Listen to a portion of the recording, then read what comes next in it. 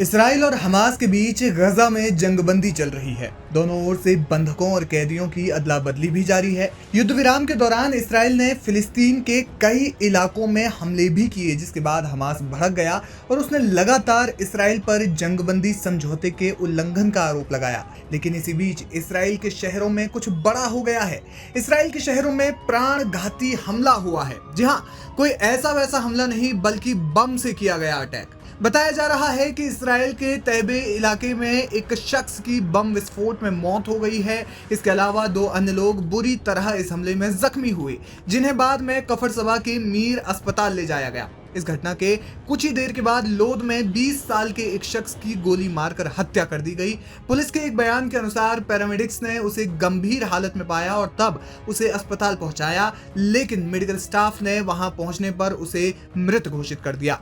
पिछले कुछ ही घंटों में लोद में गोलीबारी की ये 2 घटनाएं हुई हैं। इससे पहले एक पारिवारिक विवाद के मामले में अयूब अल तौरी नाम के एक शख्स की मौत हो गई थी। बताया जा रहा है कि हाल के वर्षों में एक हिंसक अपराध की लहर ने अरब समुदाय को अपनी चपेट में ले लिया है। इसराइल समेत कई देशों में इस तरह के अपराधों की घटनाएं बढ़ी हैं। संगठित अपराधों यानी ग्रुप्स के माध्यम से किए जाने वाले अपराधों की संख्या व्यापक स्तर पर बढ़ी है। हालांकि यहाँ ध्यान देने वाली बात यह है कि कई बार कुछ देशों की ताकतें अपने दुश्मन को नुकसान पहुंचाने के लिए उन्हीं के देश की लोकल गैंग्स के साथ घटनाओं को अंजाम देती हैं। ऐसे में इसराइल में हुई इन घटनाओं को भी हमास से जोड़कर देखा जा रहा है। बीती 16 फरवरी को इसराइल ने गजा में एक एयर स्ट्राइक को अंजाम दिया। इसराइली डिफेंस फोर्सेस ने सेंट्रल गजा में एक चलती हुई गाड़ी के ऊपर ड्रोन हमला किया। बताया जा रहा है कि गाड़ी उस रास्ते पर जा रही थी जिस रास्ते पर किसी को भी जाने की इजाजत नहीं थी। इसराइल ने इस हमले के बाद सफाई में कहा कि जहां जाने की इजाजत ना हो उस रास्ते पर जाना जंगबंदी समझौते का उल्लंघन है।